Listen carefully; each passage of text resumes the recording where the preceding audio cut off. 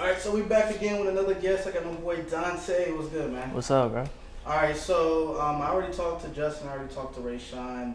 I got one baseball fan and one basketball fan. So what's your favorite sport? My favorite sport is boxing. All right, tell me why it's your favorite sport. Well, boxing is my favorite sport because out of the couple sports that I was able to participate in, boxing was definitely one of my favorites. Kind of like the core mechanics of it, how it's physical and mental at the same time, the fundamental, and it's pretty much like something that you have to be committed to. There's no like being halfway into it. So I definitely appreciate that aspect of it. All right, now who's your favorite boxer?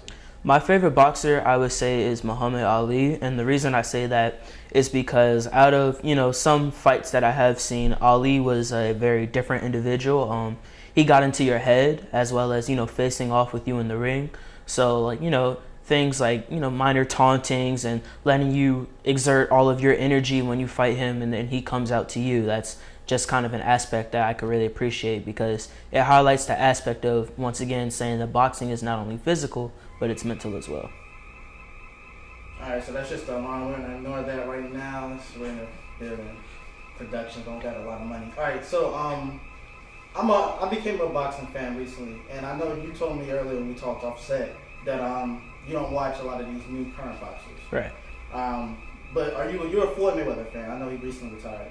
Yeah, I can appreciate Floyd. I definitely think that his fighting tactics are interesting to say. Like big fights such as when he faced off against McGregor and also Pacquiao. Those are like two fights that kind of stuck out with me because it highlighted the fact of Floyd doesn't go into the ring straight looking for a knockout.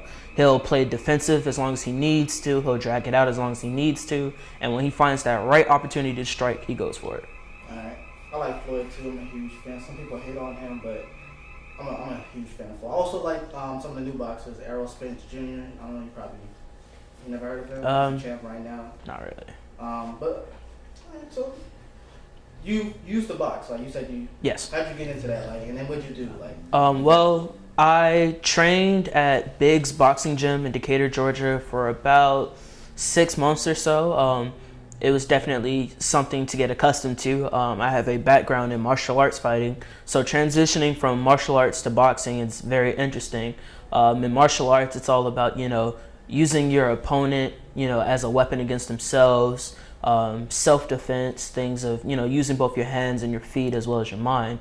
But when I went into boxing, it was a little bit more limited because you can only use your fists and your mind, and so it's definitely more physically demanding in my opinion because while martial arts isn't like instant knockout type things, boxing is definitely more dragged out in terms of having the right stamina build up.